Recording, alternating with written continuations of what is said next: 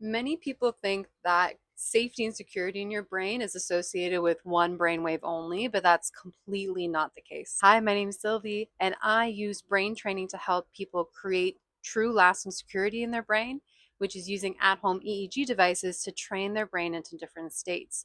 And often, what I'll do is I'll do a complete activity map of their brain. And I see a few different things. So, with people that come to me with burnout symptoms or feelings of stress, I see particular patterns at the back of their brain.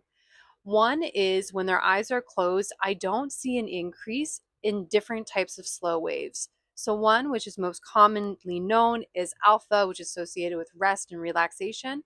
But I also don't see an increase in theta, which is an even slower brainwave associated with flow.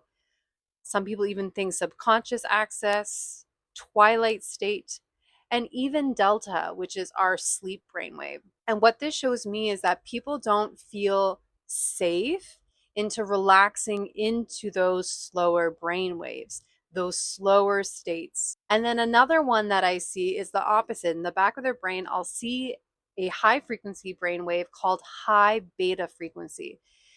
Beta brainwave is associated with learning, but when you get to those higher frequencies of beta, it's also associated with hypervigilance. What these people will experience is basically being hypervigilant, hyper focusing, assessing the environment all the time.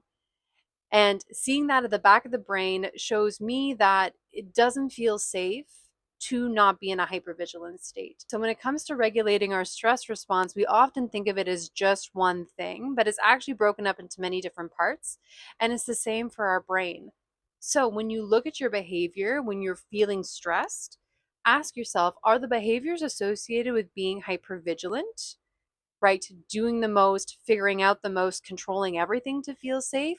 Or is it that you experience the discomfort when you're trying to relax, when you're trying to go to sleep, when you're trying to get into flow? Does it not feel safe to do so?